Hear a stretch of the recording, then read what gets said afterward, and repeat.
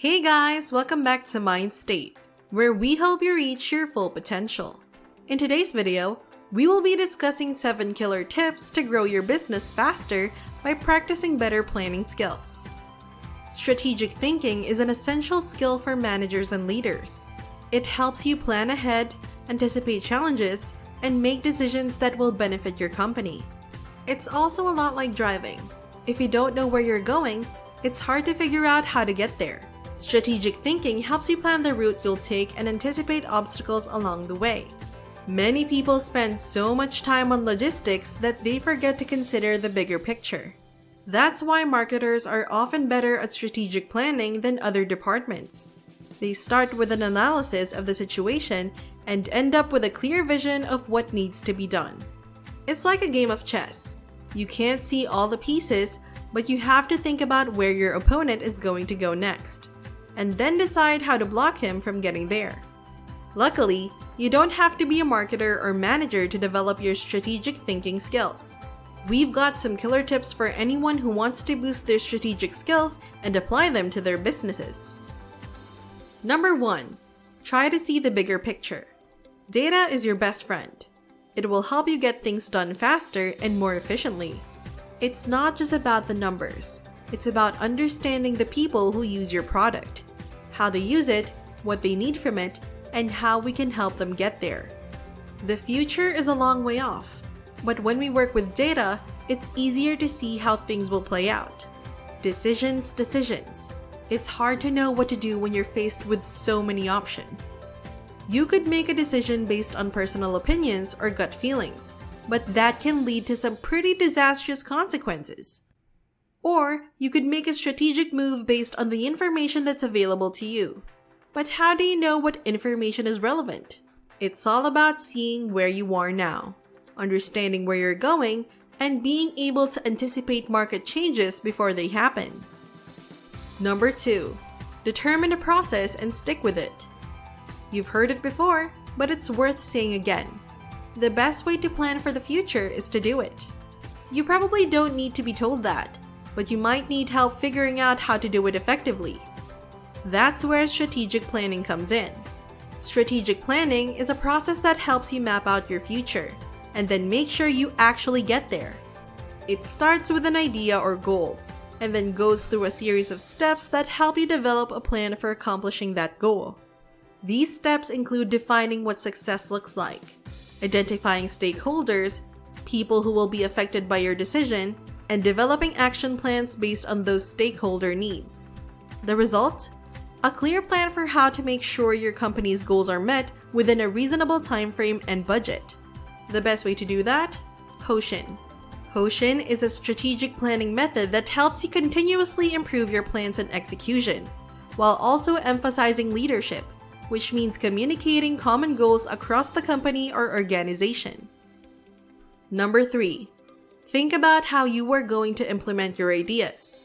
We're not saying that planning is the most fun thing in the world, but we are saying that it's important to do it well. It's easy to get caught up in all the excitement and anticipation of something new, a new project, or an opportunity, or a big move. But before anything can really start moving forward, you need to set things up for success by laying out a clear plan of action. And here's how you do it. First, you get everyone together so you can share your vision and hear their ideas. You want them on board with what you're trying to do, so it's important that they feel included in the process from the beginning. After all, if they're not on board with what you want them to do, then why would they be motivated to do it? You also want their input because nobody knows everything about everything, no matter how smart or knowledgeable they may seem.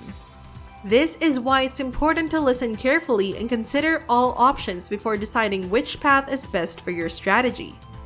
It is important to note that the process involves taking suggestions from everyone into account. For instance, if someone suggests an alternative way of doing things, you need to consider it before making a decision on whether or not you should use it. It also means being honest with the people who will be working on your project so that they know what's expected of them. You should be able to clearly convey what needs doing, what resources are available, and when everything needs to be completed, and then stick to it. If you do this right from the start, then your chances of success are far greater than if you don't take these things into consideration before planning a strategy. Are you liking the video so far? Before we get back, don't forget to like, share, and subscribe to our channel, and click on the notification bell to get notified of our new uploads. Now let's get right back to it. Number 4. Set deadlines to help you finish your work. It's time to get serious. Deadlines are crucial, so set them and stick to them. If you miss a deadline, get back on schedule as soon as possible. Set realistic deadlines and take input from employees to meet them. Encourage teamwork for faster outputs and always create a room for changes. Deadlines help you achieve your objectives by keeping you focused on the end goal. If you don't have an idea of when something needs to be completed, it's easy to drift off course or lose sight of what's important. Deadlines also keep employees accountable for their work. If they know there's a deadline looming over their head, they'll be more likely to work efficiently towards it. In addition to keeping employees accountable, deadlines also give you time-sensitive data that can be used to assess the progress of an employee or project over time. If a certain employee is consistently missing deadlines or falling behind schedule, this can be used as evidence in support of termination. Number 5. Leave space for adjustments. If it's not broken, don't fix it. That's the motto of many successful people, and for a good reason. It's easy to get carried away with your planning, but if you do too much, you may find yourself losing sight of what actually needs to get done. You need some flexibility in your plan so that you can adapt to the changing needs of your project and make sure that everyone has what they need at any given moment. It's always better to start small and slowly add on as needed, rather than trying to do everything all at once and getting overwhelmed by all the details. By setting realistic goals and timelines, you'll be able to focus on what matters most, while keeping an eye out for potential problems before they happen. You must create a space for flexibility and allow your project to be adapted to different situations. Avoid becoming overambitious, as this will affect team motivation and work dynamics. If you set impossible goals, it will only take away from your progress. If the project still looks good after a week or so, you know that you and your team are on the right track. Number 6. Rewards are the icing on the cake. Motivation is a tricky thing. If you don't do it right, you can wind up with an unhappy and unmotivated team. But if you do it right, you'll have yourself a motivated and engaged workforce that will do anything to achieve the milestones they've been set. And what better way to motivate your team than with rewards? A lot of people think that rewards and incentives are just a way to get people to do things. But it's not just about getting them to do what you want. It's about making them feel appreciated, valued, and important. For example, if someone does something for you, don't just give them a bonus or something expensive. Take the time to thank them for their hard work and tell them how much you appreciate it. It doesn't have to be big. It just has to come from your heart. A good employer-employee relationship is built on trust and respect. So make sure your employees know what they mean to your company by showing them how much you care about their success. Number 7. Reflect, reconsider, and reassess. If you want to achieve something, you have to be able to measure it. It's that simple. Let's say you want to play an instrument, but you don't know how well you're doing. Are your skills improving? Are you getting better at the song you've been practicing? Are there any parts of your technique that could use some extra attention?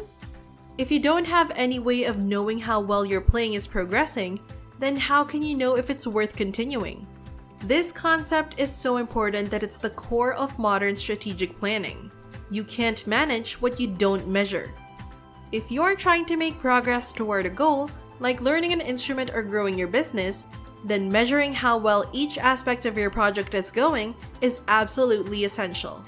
Continuous evaluation is a key process in strategic planning. Modern technology has made it so easy to review and evaluate the progress of your project, because the software helps you get real-time analytics about it.